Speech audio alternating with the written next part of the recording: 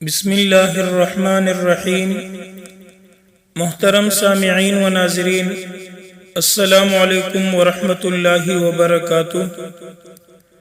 جیسا کہ آپ کو معلوم ہے، قیام پاکستان کے بعد اسلام آباد میں پہلا مندر تعمیر کیا جا رہا ہے، جس کے لیے زمین بھی سرکار نے دی ہے اور مندر کے تعمیر کے اخراجات بھی حکومتی پاکستان برداشت کرے گی۔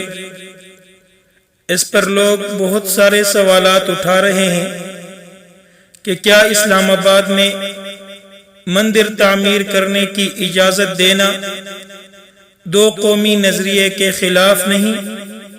کیا ایک ایسا ملک جو اسلام کے نام پر بنا ہے، اس میں غیر مسلم اپنے نئے عبادت خانے کو تعمیر کر سکتے ہیں، جبکہ دوسری طرف کچھ لوگ حکومت کے اس فیصلے کو سراہتے ہیں اور سمجھتے ہیں کہ حکومت اور ریاست کے اس اقدام کی وجہ سے پاکستان کا نام روشن ہوگا، اور سمجھتے ہیں کہ جو لوگ اس فیصلے پر تنقید کرتے ہیں ان کو اسلام کے اصولوں کا نہیں پتہ۔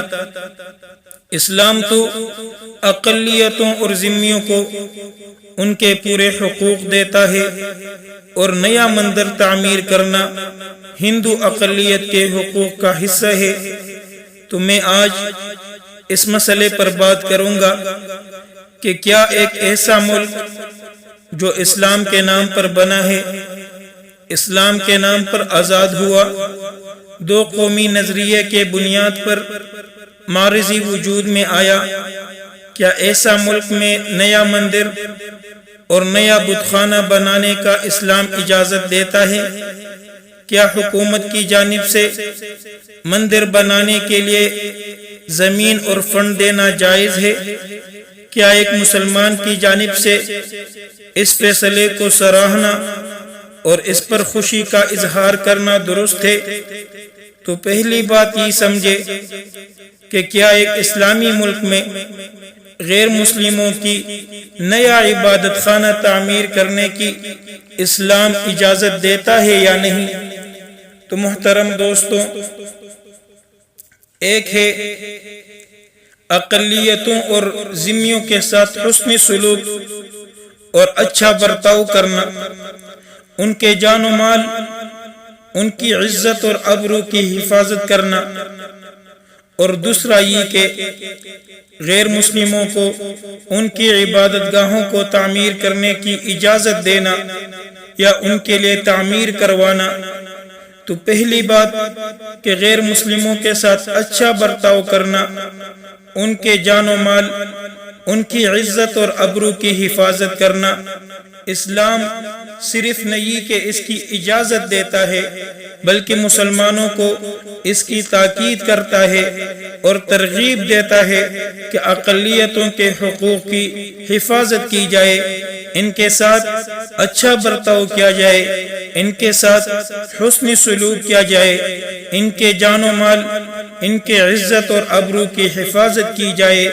لیکن ان کے لیے عبادت گاہوں کو تعمیر کرنا یا ان کو تعمیر کرنے کی اجازت دینا، اسلام قطعاً اس کی اجازت نہیں دیتا، کیونکہ غیر مسلم ان عبادت گاہوں میں شرک کریں گے، کفر کریں گے۔ اسلام نے شرک کو قطعاً حرام قرار دیا ہے، اس کی تبلیغ پر پابندی عائد کی ہے اور اس کو ظلم عظیم قرار دیا ہے۔ تو اسلام بت خانے اور شرک کے اڈے کو تعمیر کرنے کی اجازت کس طرح دے سکتا ہے؟ ہاں، جو عبادت خانے پہلے سے موجود ہے ان کو مسمار نہیں کیا جائے گا، لیکن نئے مندر اور نئے عبادت گاہوں کی تعمیر کرنے کی اسلام ہرگز اجازت نہیں دیتا۔ بلکہ مختلف ممالک میں جب اسلامی فوجوں نے یلغار کیا تو وہاں کے لوگوں کے عبادت گاہوں کو بلا جواز مسمار نہیں کیا، لیکن اس کے باوجود تاریخ اسلام میں مکہ میں بتوں کی تباہی سے لے کر ایران کے آتش کدے کے بجھنے اور محمود غزنوی کے بت شکن بننے تک کے واقعات موجود ہے۔ اس کے برعکس عیسائیوں اور یہودیوں کے عبادت گاہوں کو مکمل تحفظ دیا گیا، مگر تعمیر تو ان کی بھی نہیں کی گئی، حالانکہ وہاں پر اللہ کی عبادت ہوتی تھی، جبکہ مندر میں تو بت پرستی، شرک اور کفر کی بات ہوتی ہے۔ اسلام اس کی اجازت کس طرح دے سکتا ہے؟